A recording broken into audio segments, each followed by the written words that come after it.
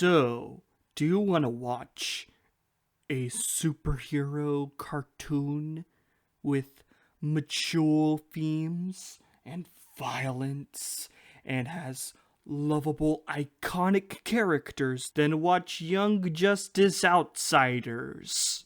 So I have been a fan of Young Justice since the very beginning when the first episode aired on Cartoon Network back in 2010. I always liked the show, but it was never really one of my favorite shows at the time.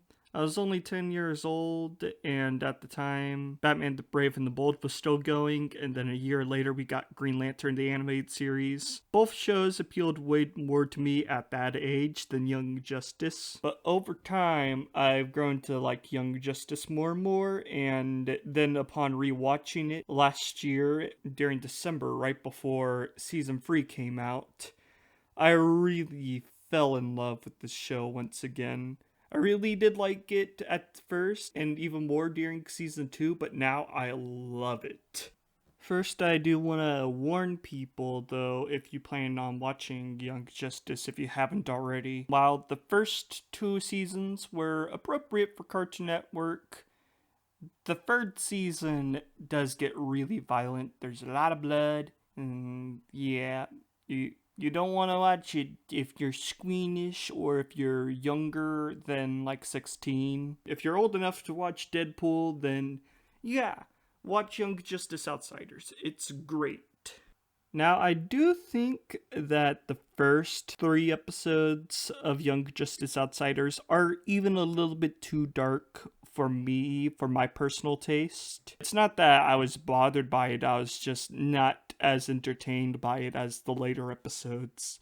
My favorite superhero cartoon based on DC Comics is the original Teen Titans, which balances being really silly and really awesome and serious at times very well. Young Justice Outsiders, it starts out like really dark and serious. And then for the 4th episode, it gets kind of funny, but it doesn't really ever get funny again after that 4th episode. There's, of course, a few jokes sprinkled around, but, it doesn't really ever lighten up its tone all that much. But it's still really enjoyable. It's still very superhero-y. You still got your Superman type characters punching bad guys. You still got that green guy that turns into animals. You still got aliens and immortal cavemen. And, it's still fun.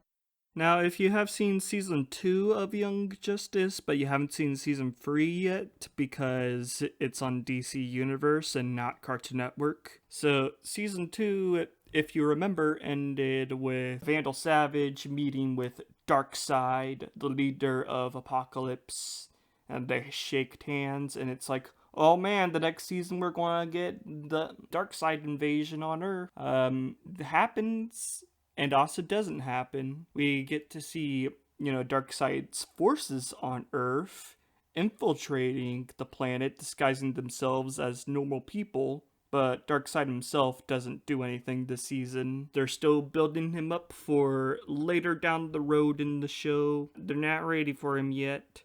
So if you're expecting a big battle between the team and Darkseid, don't. That doesn't happen. Not yet, at least.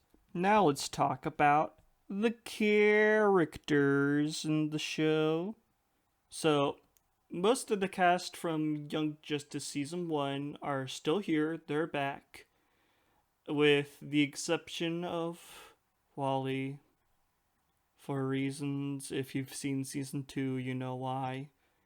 And Aqualad, who is now Aquaman, is still in the season, but he doesn't get a whole lot of screen time. He doesn't really go on very many missions because he's now like the leader of the Justice League. But yeah, they're all still here, and I think they're even better than they were ever before. Now, this may be a controversial opinion because I know many Young Justice fans prefer the first season over season 2 and 3, but I think that the characters in season 1 were just a little bit too one note, and now they feel like fully fleshed out, real characters. They are just so much better now. than they were in season 1. They're so much more enjoyable to watch. There was a scene later in the season where Nightwing got a flashback to season 1, and it really just highlighted how much the characters have grown and matured over time, and it's really cool. I love that moment. And a lot of the new characters this season introduces are also really great as well. Prince Briome is really cool. I enjoyed seeing his character arc over the season. Halo is also very fun. Forja is really fun. I liked Young Justice Cyborg. He of course doesn't replace 2003 Cyborg, but it was nice to see his growth over the season as well. In terms of the characters from Season 2 though, if you've seen Season 2, you would know that Season 2 introduced a whole lot of characters, and then didn't really use them a whole lot. And you would think that the third season would build onto these characters that Season 2 introduced, we barely got to see, but no. Season 3 doesn't really have any time for any of those Season 2 characters, because Season 3 has to juggle both keeping the Season 1 characters around as well as introducing new characters. So the majority of the Season 2 cast get tossed aside to do almost nothing. Beast Boy gets a whole lot of screen time this season and gets a lot of character development, and I really like Young Justice Outsider's Beast Boy. But the other Season 2 characters? No. You would think that Bart would have gotten some more screen time considering how much he was built up during Season 2. But no, he doesn't do anything during Outsiders. And where was Arsenal this season? He was in the 4th episode, but we don't really get to see him again after that.